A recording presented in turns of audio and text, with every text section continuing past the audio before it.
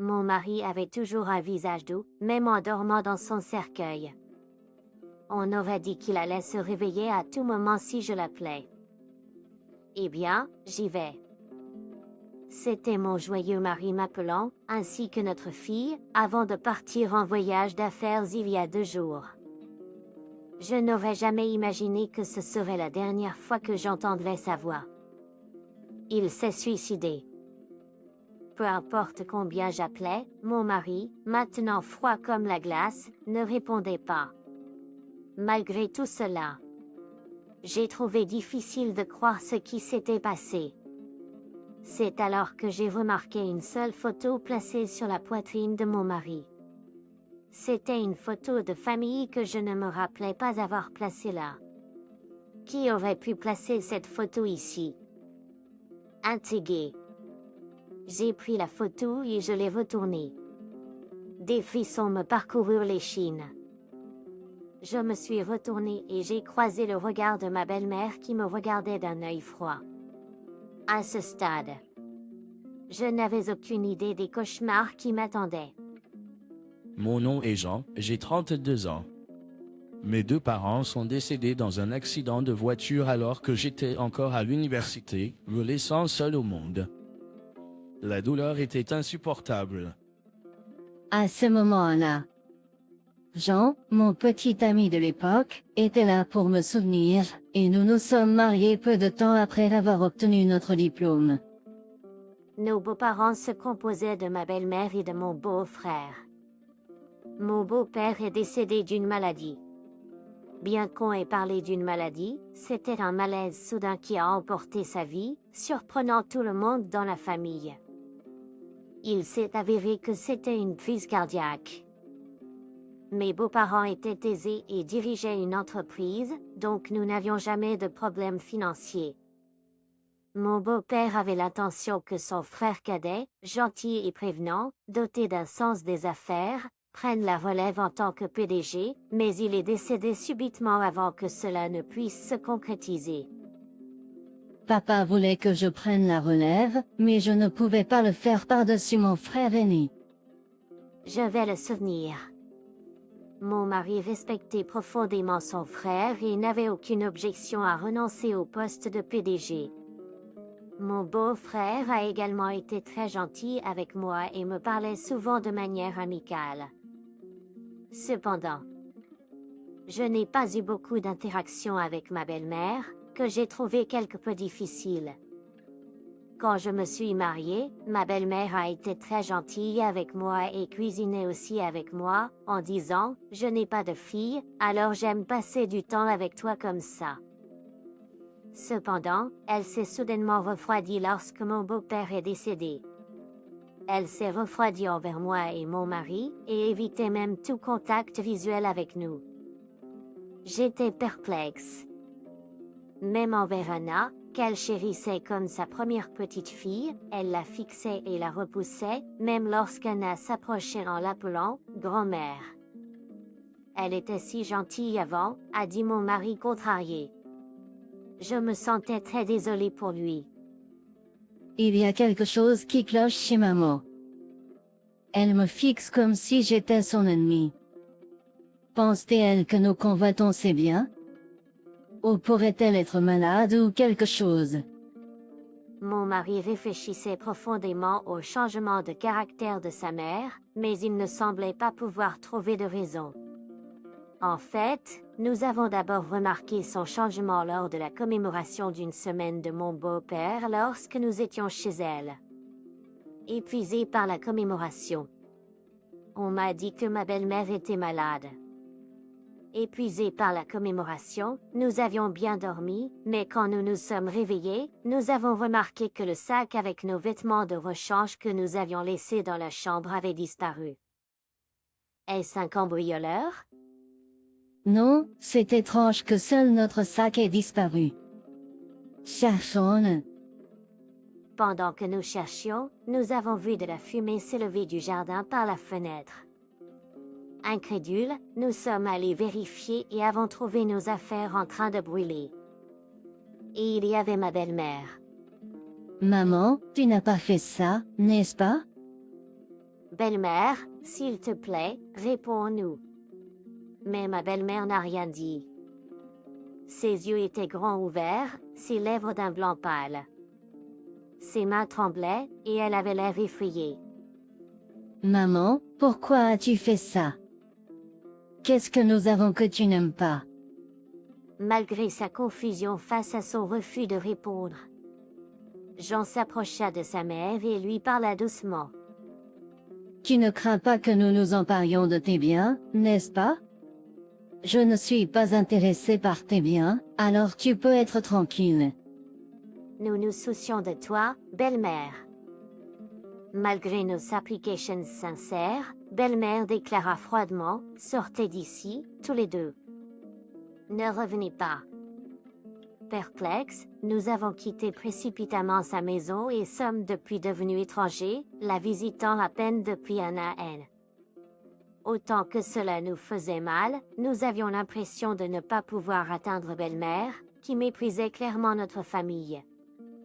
Puis un jour, nous avons reçu un message de mon beau-frère au sujet du service commémoratif du premier anniversaire de mon beau-père.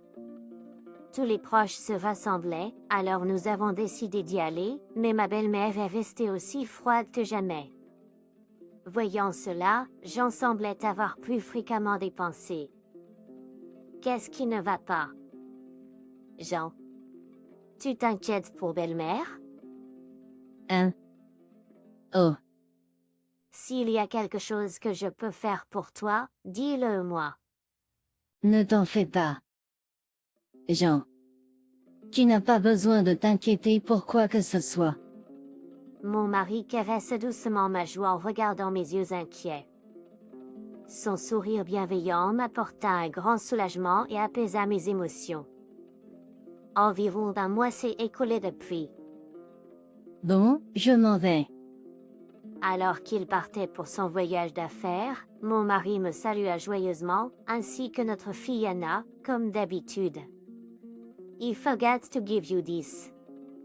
And rendered me a cute little charm.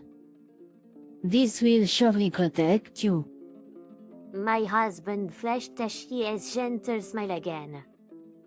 I thought to myself how truly grateful he was to be married to him.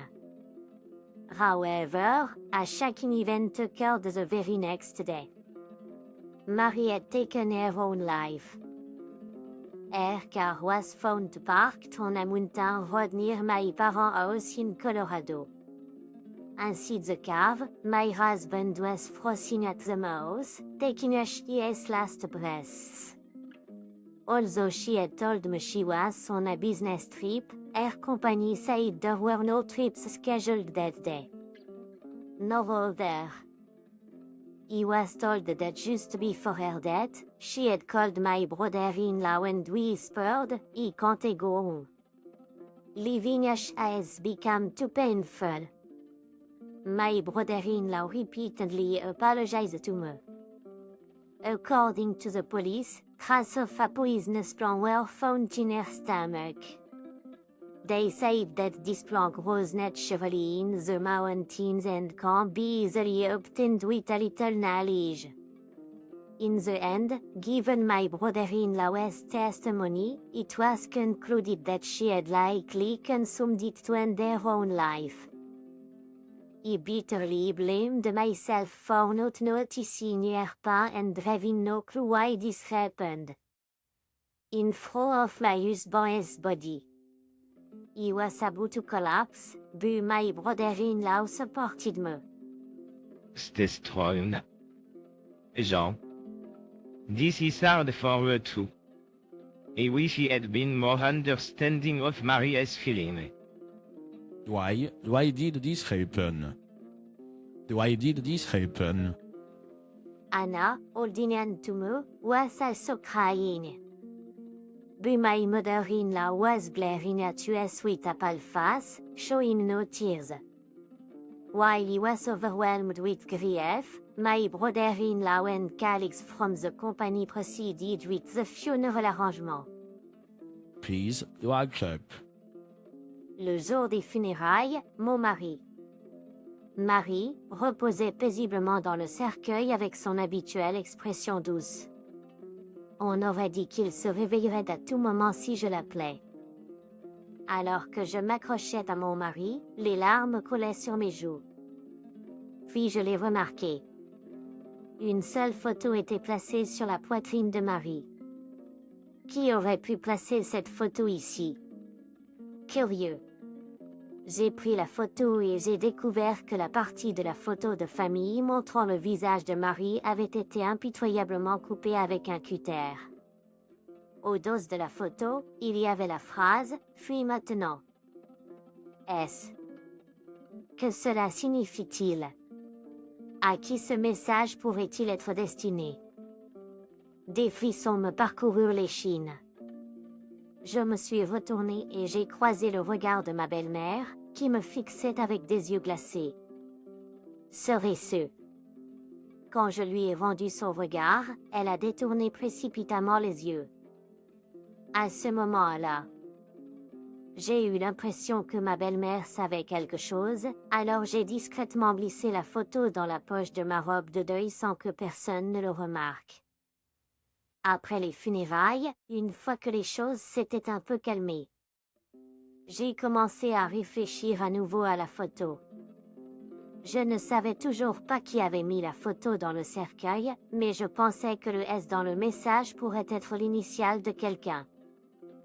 La seule personne à laquelle je pouvais penser avec un nom commençant par S était Scarlett, ma belle-mère. Depuis, j'avais toujours du mal à croire que Marie aurait pu se suicider et me laisser, ainsi que notre fille Anna, derrière. J'avais espéré découvrir n'importe quelle raison, si petite soit-elle. C'est pourquoi j'ai décidé de rendre visite courageusement à ma belle-mère. Quand je suis arrivée chez elle, elle m'a accueillie avec la même expression froide. Malheureusement, mon beau-frère était au travail et n'était pas à la maison, donc nous étions seuls. Eh bien, j'espérais en apprendre davantage sur les raisons du décès de Marie. Je pensais qu'il pourrait y avoir un indice ici, dans la maison de son enfance. Je n'ai pas eu le courage de l'affronter directement, alors j'ai fini par mentir sur place. Alors que je cherchais un sujet de conversation, j'ai jeté un coup d'œil à la grande bibliothèque qui couvrait un mur du salon. La bibliothèque, produit de la famille amoureuse des livres, était remplie non seulement de romans mais aussi d'encyclopédies et de dictionnaires. Il y avait aussi quelques livres que Marie avait lus pendant ses années d'études, et je n'ai pas pu m'empêcher d'en prendre quelques-uns par nostalgie. Chaque livre avait un tampon à la fin de chaque page pour indiquer à qui il appartenait. À côté de l'initiale de Marie-M, se trouvait un petit chagrin. C'est tellement comme lui. Je pensais, et un sourire m'a échappé involontairement. Cependant, je pouvais sentir le regard froid de ma belle-mère dans mon dos pendant que je continuais à feuilleter les livres. Soudain, j'ai remarqué un livre qui avait encore sa couverture. En le prenant, c'était un livre sur les plantes vénéneuses. Il y avait plusieurs post-it dedans, et quand j'en ai ouvert un, c'était à propos de la plante vénéneuse que mon mari avait utilisée. À la dernière page du livre, il y avait aussi un tampon de propriété. Belle-mère, que signifie ceci? C'est, quand je l'ai confrontée avec le livre, elle a éclaté en larmes. La vérité que ma belle-mère a avouée était tout simplement choquante. S'il vous plaît, Nitro à la police. Oui. Je comprends. Et ainsi, je l'ai signalé à la police. Juste à ce moment-là, mon beau-frère, qui n'était pas au courant de la situation, est rentré à la maison. Remarquant le regard chagriné de ma belle-mère, il a demandé avec une expression inquiète. Qu'est-il arrivé? Même Jean est ici. Quelque chose s'est-il passé? Juste. Je voulais discuter de mon mari avec ma belle-mère. Alors que je marmonnais et baissais les yeux, incapable de dire la vérité à mon beau-frère, il a commencé à dire quelque chose d'inattendu. Je sais que c'est un moment étrange pour dire ça, mais j'ai toujours eu des sentiments pour toi. Jean. Je pense aussi qu'Anna est adorable. J'ai été surpris par cette révélation soudaine. Je ne m'attendais jamais à ce que mon beau-frère ait de tels sentiments pour moi. Merci, beau-frère, mais je ne peux pas penser à une telle chose en ce moment. Oui. Je comprends. Je lui ai remis la photographie pendant qu'il se grattait timidement la tête et disait « Je suis désolé ». Quand mon beau-frère a vu la photo du visage de mon mari gravement battu et les mots fuient maintenant au dos, il est devenu pâle et a gémi. Cela a été trouvé à l'intérieur du cercueil de mon mari. Qui pourrait faire une telle chose? Il semble que parmi les personnes qui sont venues aux funérailles, il pourrait y en avoir une qui sait qui a fait du mal à mon mari. Attendez une minute. Jean s'est suicidé, il n'y a donc pas de coupable. Mon beau-frère semble perplexe, ses yeux se promenant nerveusement. Mais dans mes rêves, mon mari crie « J'ai été dupé par ce type. Je le déteste. » Ses yeux s'élargissent à mes mots, me regardant avec une expression choquée, comme s'il avait vu quelque chose de terrifiant. Aussi, j'ai trouvé ceci dans la bibliothèque du salon. Je lui ai montré le livre sur les plantes vénéneuses que j'avais trouvé plus tôt, pointant l'ex-libris du propriétaire, qui portait le nom de mon beau-frère. Un tampon avec la lettre K, initiale pour Ken. Que cherches-tu à dire? Suggères-tu que j'ai assassiné mon frère? Au contraire. J'ai continué mon histoire. Ma belle-mère, qui était restée silencieuse et regardait vers le bas à côté de moi, retenait son souffle et observait comment les choses se déroulaient. Et regardez ceci. J'ai sorti mon petit porte-bonheur que j'avais reçu de mon mari et en ai sorti une lettre de l'intérieur.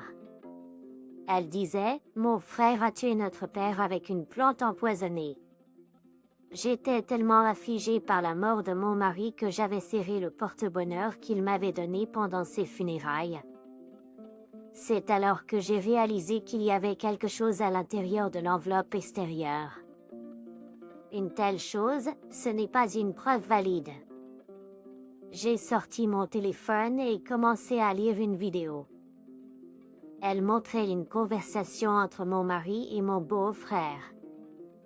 Dans la vidéo, mon beau-frère a admis qu'il avait intentionnellement ôté la vie à son père. Il a même dit à mon mari « Je ne vais pas m'en prendre à ta famille. Je vais me rendre à la police. » Quand mon mari a décidé de parler à mon beau-frère, il a secrètement installé une caméra dans la maison de leurs parents. C'était aussi écrit dans la lettre de mon mari. Quand j'ai vu cela pour la première fois, j'ai été remplie de regrets et de rage. Tu as avoué ton crime à mon mari, puis tu l'as rassuré en lui disant de se rendre, seulement pour lui enlever la vie avec la même plante empoisonnée, n'est-ce pas? Jean t'a fait confiance jusqu'au bout. Pourquoi as-tu fait une telle chose? Alors que je le pressais, mon beau-frère a cliqué de la langue par frustration, son expression passant de douce à terrifiante alors qu'il me regardait fixement. À ce moment-là, ma belle-mère a éclaté en sanglots, pleurant à haute voix. Pourquoi une telle chose cruelle? Ma belle-mère venait de tout me confesser. Les frères étaient très proches pendant leur enfance. Pourtant, avec le temps, il semble que le frère aîné, mon beau-frère, ait été envieux de son talentueux frère cadet, Marie, et a commencé à le taquiner avec de petites farces, comme cacher et endommager ses précieuses possessions. Sachant cela, mes beaux-parents ont discipliné strictement mon beau-frère. Cependant, Marie lui-même n'a jamais blâmé son frère pour quoi que ce soit, et au contraire, il a continué d'admirer mon beau-frère. Cela a découragé ma belle-mère. Et puis, après le décès de mon beau-père, en nettoyant la bibliothèque, ma belle-mère a trouvé un livre sur les plantes toxiques. Bien que mon mari ait été diagnostiqué avec une crise cardiaque, il n'avait jamais été averti de problèmes cardiaques lors de ses précédents bilans médicaux. Alors, j'avais le sentiment que quelque chose n'allait pas. Et puis j'ai remarqué le marque-page dans le livre. Il avait les mêmes symptômes que mon mari avant son décès. C'était vraiment choquant. Bien qu'il fût couvert, mon beau-frère semblait être profondément absorbé par ce livre sur les plantes toxiques. De plus, elle a découvert une photo du visage de Marie découpée avec un cutter caché entre les pages du livre. Cependant, sans autre preuve concrète, et sachant que mon beau-frère n'admettrait rien s'il était confronté, ma belle-mère a choisi de ne pas insister. Lors du service commémoratif de mon beau-père, lorsque nous avons visité la maison familiale, il semble que ma belle-mère ait été profondément ébranlée en découvrant mon beau-frère brûlé nos sacs. Ainsi, pour nous éloigner de la maison familiale au cas où, ma belle-mère s'est délibérément montrée froide à notre égard. Elle a expliqué cela en parlant d'une voix douloureuse, le visage profondément marqué par l'inquiétude, et je me suis retrouvée perdue de mots. Même si nous avons arrêté de visiter leur maison et qu'elle se sentait soulagée, l'expression de mon beau-frère est devenue de plus en plus sombre, murmurant pour lui-même « Je dois faire quelque chose à propos de Marie ». Alors j'ai essayé de vous avertir à ce sujet. Lors du premier mémorial de mon mari, j'ai passé un message pour fuir maintenant en utilisant la photo trouvée dans le livre sur les plantes toxiques.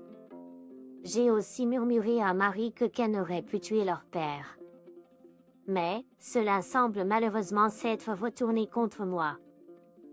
Si mon mari n'avait pas su, il n'aurait probablement pas été voir mon beau-frère, et les choses ne se seraient pas passées de cette façon. Ma belle-mère regrettait et se blâmait pour tout. Je n'ai pas pu répondre à ces mots. C'est tout parce que notre père a décidé de ne pas me laisser reprendre l'entreprise. Mais Marie a toujours dit qu'il ne pouvait pas devenir président en vous écartant. Je m'en fiche. Ken, ton père et Marie t'aimaient tous les deux. Tu n'aurais pas dû aller si loin. Quel est l'intérêt maintenant? Les parents qui n'ont fait que dorloter mon frère cadet sont à blâmer, tout comme le gentil garçon qu'est Marie. C'est de ta faute. Mon beau-frère Harry, arborant une expression défiante qui m'a donné des frissons. Comment oses-tu enlever mon cher mari? Je ne te pardonnerai jamais. Tais-toi. Si tu n'avais pas interféré, je t'aurais peut-être même épousé. Soudain, mon beau-frère en colère sortit un couteau qu'il avait caché et commença à s'approcher de moi. J'ai crié au secours, et j'ai essayé de m'échapper, mais mon beau-frère était rapide et s'est bientôt retrouvé juste devant moi. Coincé et face à un couteau levé. J'ai instinctivement fermé les yeux. Et à ce moment-là, un bruit sourd retentit. Quelqu'un est intervenu pour me protéger. C'était ma belle-mère. Belle maman, ça va. Elle a grimacé et s'est tenu le bras, d'où le sang s'écoulait. Ken, arrête de faire ces choses horribles. Rends-toi, s'il te plaît. Tu es devenu le PDG que tu as toujours voulu être. Pourquoi irais-tu si loin? J'ai besoin d'argent. Mon beau-frère, ayant pris le contrôle de l'entreprise, n'avait pas de talent de gestion, comme l'avait prédit mon beau-père, et avait accumulé des dettes considérables en un à un. Il avait désormais désespérément besoin d'argent. Il avait même souscrit une police d'assurance vie de grande valeur sur mon mari, son frère cadet.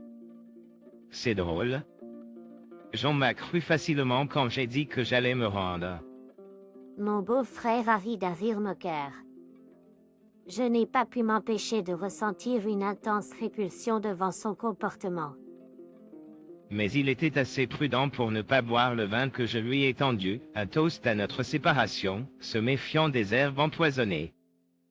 Cependant, il a bien serré ma main, qui contenait de petites particules de l'herbe. Tu sais que Jean avait l'habitude de se lécher les mains, n'est-ce pas? Il semble que cela a commencé à faire effet dans la voiture, sur le chemin du retour. Se sentant fort, mon beau-frère a tout révélé en agitant flamboyamment un couteau devant nous. Mon mari voulait toujours te sauver.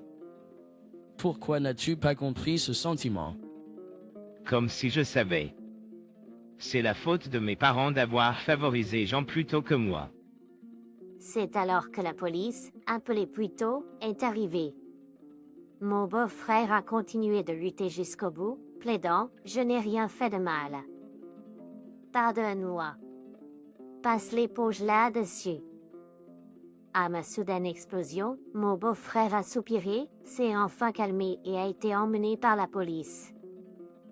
Heureusement, la blessure de ma belle-mère n'était pas grave. Finalement, mon beau-frère n'a montré aucun signe de remords, et il est probable qu'il restera derrière les barreaux. Je vis maintenant chez ma belle-mère. Ma belle-mère est revenue à sa gentillesse d'antan et est aimante envers ma fille, Anna.